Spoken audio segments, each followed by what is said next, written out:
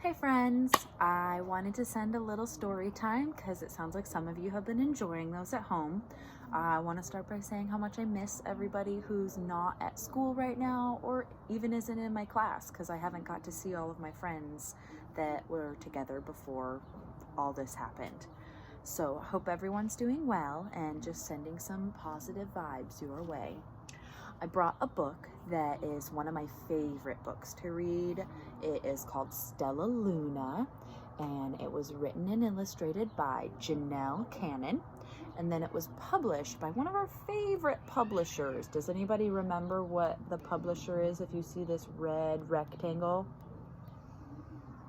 If you guess Scholastic, you're right. Scholastic puts together a lot of the books that we love to read. Stellaluna by Janelle Cannon. And we have a dedication on this page. It says to Burton Cannon and Nancy Cannon with love. I wonder if they're people who are in her family because they have the same last name. Janelle Cannon wrote it and she dedicated it to a couple of people who also have the last name Cannon. All right, so as I read, I'm hoping that you guys can see these little pictures up at the top because they have some important parts about the story that the words don't get to tell us. As we go through the story, we're gonna follow Stellaluna, but these little pictures up here follow what the mother bat is doing the whole time. So it's a little interesting tip that I learned. It starts in a warm and sultry forest, far, far away. There once lived a mother fruit bat and her new baby. Oh, how Mother Bat loved her soft, tiny baby. "I'll name you Stellaluna," she crooned. Each night, Mother Bat would carry Stellaluna clutched to her breast as she flew out to search for food. So there they go together. And up here you can see Mama Bat flying to search for some food. One night, as Mother Bat followed the scent of ripe fruit, an owl spied her. On silent wings, the powerful bird swooped down upon the bats. Dodging and shrieking, Mother Bat tried to escape, but the owl struck again and again, knocking Stellaluna into the air. Her baby wings were as limp and useless as wet paper. Down, down she went, faster and faster into the forest below. And there you see the owl attacking them, and here as well. The dark, leafy tangle of branches caught Stellaluna as she fell. One twig was small enough for Stellaluna's tiny feet. Wrapping her wings about her, she clutched the thin branch, trembling with cold and fear. "Mother," squeaked Stellaluna, "where are you?" By daybreak, the baby bat could hold on no longer. Down, down again she dropped. So here we have Stellaluna hanging out in the tree until she can't hang anymore. And then here we have Mother Bat finding a safe place to get away from that owl. Flump! Stellaluna landed head first in a soft, downy nest, startling the 3 baby birds who lived there. Stellaluna quickly clambered from the nest and hung out of sight below it. She listened to the babble of the 3 birds. "What was that?" cried Flap. "I don't know, but it's hanging by its feet," chirped Flitter. "Shh! Here comes Mama!" hissed Pip. So here we have Stellaluna with the birds, and Mama Bat is up here waiting until the coast is clear. Many, many times that day, Mama Bird flew away, always returning with food for her babies. Stellaluna was terribly hungry, but not for the crawly things Mama Bird brought. Finally, though, the bat could bear it no longer. She climbed into the nest, closed her eyes, and opened her mouth. Plop! In dropped a big green grasshopper. So Stellaluna's trying something new. And there goes Mama Bat searching for her baby. Stellaluna learned to be like the birds. She stayed awake all day and slept at night. She ate bugs even though they tasted awful. And her bat ways were quickly disappearing. Except for one thing. Stellaluna still liked to sleep hanging by her feet. Once, when Mama Bird was away, the curious baby birds decided to try it too. When Mama Bird came home, she saw 8 tiny feet gripping the edge of the nest. "Eek!" she cried. "Get back up here this instant. You're going to fall and break your necks." Mama Bird didn't seem too happy when their birds were behaving like bats. Then up here you see Mama Bat looking so hard to find her baby. The bats clambered back into the nest, but Mama Bird stopped Stellaluna. "You are teaching my children to do bad things. I will not let you back into this nest unless you promise to obey all the rules of this house." Stellaluna promised. She ate bugs without making faces, she slept in the nest at night, and she didn't hang by her feet. Stellaluna behaved as a good bird should. Okay, she's following the rules if she wants to live in that nest. And then here we see Mama Bat looking other places to try to find Stellaluna. All the babies grew quickly. Soon the nest became crowded. Mama Bird told them it was time to learn to fly. One by one, Pip, Flitter, Flap, and Stellaluna jumped from the nest. Their wings worked!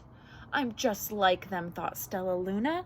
"I can fly too." And they're learning to fly while Mama Bat keeps flying around searching for her baby. Pip, Flitter, and Flap landed gracefully on a branch. Stellaluna tried to do the same. Okay, so here we go. We're about to see Stellaluna try to land on a branch while Mama is still looking for her. Let's see how it goes when she tries to land. Are you ready? That didn't go so well for Stellaluna. How embarrassing! And while she's trying to land on a branch, Mama is still looking in other places, trying to find Miss Stellaluna. "I will fly all day," Stellaluna told herself. "Then no one will see how clumsy I am." Stellaluna finally got it, but she's like, if I can't do that very well, maybe I'll keep flying. That's something I can do very well. And here's Mama Bat looking around. She still hasn't found her baby. The next day, Pip, Flitter, Flap, and Stellaluna went flying far from home. They flew for hours, exercising their new wings. "The sun is setting," warned Flitter. "We better go home or we'll get lost in the dark," said Flap. But Stellaluna had flown far ahead and was nowhere to be seen. The 3 anxious birds went home without her. So there goes Stellaluna. And Mama Bird looks like she's looking underwater. Maybe that's where Stellaluna is? All alone, Stellaluna flew and flew until her wings ached and she dropped into a tree. "I promised not to hang by my feet," Stellaluna sighed. So she hung by her thumbs and soon fell asleep. She didn't hear the soft sound of wings coming near. You see there's some wings coming near. I wonder what those could be from. Then over here we see Stellaluna's mom. Looks like she got tired and is going to sleep too. "Hey," a loud voice said. "Why Why are you hanging upside down?" Stellaluna's eyes opened wide. She saw a most peculiar face. "I'm not upside down, you are," Stellaluna said. "Ah, but you are a bat. Bats hang by their feet. You are hanging by your thumbs. That makes you upside down," the creature said. "I am a bat. I am hanging by my feet. That makes me right side up." Stellaluna was confused. "Mama Bird told me I was upside down. She said I was wrong." Wrong for a bird, maybe, but not for a bat. So Stellaluna's finally met another bat who can teach her about what bats are supposed to do. But then I see up here comes Mama Bat. What is she flying up to? Looks like there's some things hanging in that tree. More bats gathered around to see the strange young bat who behaved like a bird. Stellaluna told them her story. "You ate bugs?" one stuttered. "You slept at night?" gasped another. "How very strange," they all murmured. Wait, let me look at this child." A bat pushed through the crowd. "An owl attacked you?" she asked. Sniffing Stellaluna's fur, she whispered. "You are Stellaluna. You are my baby." So those bats in the tree were where her baby was. Now she's reunited with her baby again. Oh, I'm so glad that Stellaluna's mother found her. "You escaped the owl?" cried Stellaluna. "You survived?" "Yes," said Mother Bat as she wrapped her wings around Stellaluna. "Come with me and I'll show you where to find the most delicious fruit. You will never have to eat another bug as long as you live." Oh, they're reunited at last. "But it's nighttime," Stellaluna squeaked. "We can't fly in the dark or we'll crash into trees." "We are bats," said Mother Bat. "We can see in darkness. Come with us." Stellaluna was afraid, but she let go of the tree and she dropped into the deep blue sky. Stellaluna could see. She felt as though rays of light shone from her eyes. She was able to see everything in her path. And look, there they go. Bats can see at night. Stellaluna just learned something new about herself. Soon the bats found a mango tree, and Stellaluna ate as much of the fruit as she could. "I'll never eat another bug as long as I live," cheered Stellaluna as she stuffed herself full. "I must tell Pip, Flitter, and Flap." She wants to tell her friends.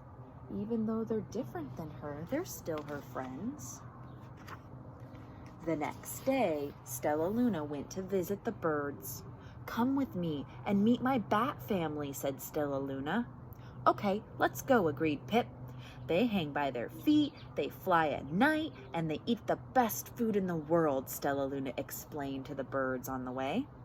As the birds flew among the bats, Flap said, "I feel upside down here." So the birds hung by their feet. "Wait until dark," Stellaluna said excitedly. "We can fly at night." Let's see how that goes. When the night came, Stellaluna flew away. Pip, Flitter, and Flap leapt from the tree to follow her. "I can't see a thing," yelled Pip. "Neither can I," howled Flitter. "Aye!" shrieked Flap. "They're gonna crash," gasped Stellaluna. "I must rescue them." Stellaluna swooped about, grabbing her friends in the air, and she lifted them to a tree, and the birds grasped a branch.